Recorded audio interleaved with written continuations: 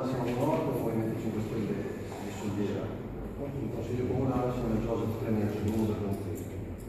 Ovviamente condividiamo pienamente quello che vi ha appena presentato da Consigliere. Io qua sarò brevissimo, vorrei fare un piccolo discorso sulla stazione di Soldiera, che attualmente è chiusa, è stata ristrutturata in buono stato, ma chiusa.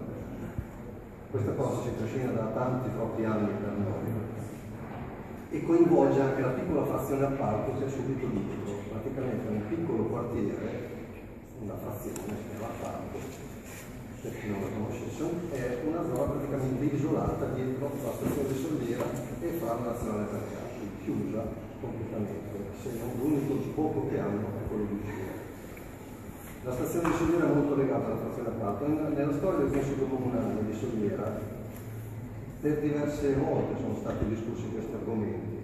È stato discusso un sottopasso in cui le reti ferroviarie italiane davano anche un contributo per realizzativo, sempre rimandato fino a che è diventato, secondo i dati del Consiglio Comunale, un costo insostenibile. Si è parlato anche addirittura di un passaggio ferroviario, un passaggio comunale ferroviario.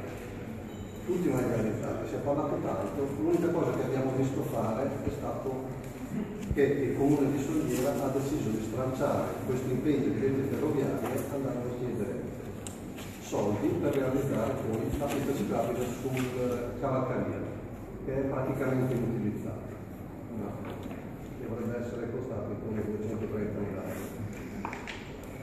Oggi gli scenari stanno cambiando, gli altri fattori ci fanno pensare a una riapertura. Infatti non abbiamo più solamente il problema della frazione appalto. Come alcuni di voi e molti sanno, nell'area ex Sicem si sta purtroppo costruendo l'ennesimo centro commerciale che andrà ad affiancare quello già esistente delle gallerie, quindi diventerà un polo anche importante. La stazione di Soldiera è a 500 metri dal polo produttivo regionale della città e dall'altro centro commerciale vicino a 500 metri sempre dalla stazione. Questo ci fa pensare a un incremento del trasporto delle merci da e per Soldiera utilizzando anche la rete ferroviaria. Teniamo anche presente che da quando la stazione è stata chiusa Soldiera ha avuto un incremento demografico piuttosto importante. La nostra idea di mobilità e le contingenze economiche ci spingono ancora più convinti a pensare a una riapertura di questa stazione.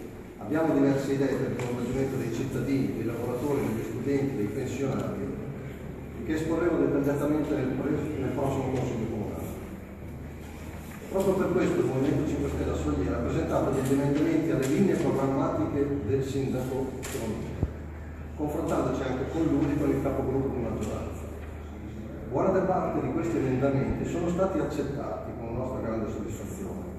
Nella sezione mobilità c'è il punto sulla stazione che dice trasporto pubblico locale, intervenire presso gli enti competenti per la riapertura della stazione ferroviaria e valutazione dell'efficacia del servizio di trasporto pubblico su gomma. Quindi possiamo qua confermare che per Soldiera il tema è ancora molto sentito e anche la Giunta sente la necessità di discutere. La nostra idea è di aprire un tavolo con tutti gli attori coinvolti, compresa la direzione del centro commerciale, che crediamo sarà certamente interessata ad avere la stazione operativa a due passi. Grazie.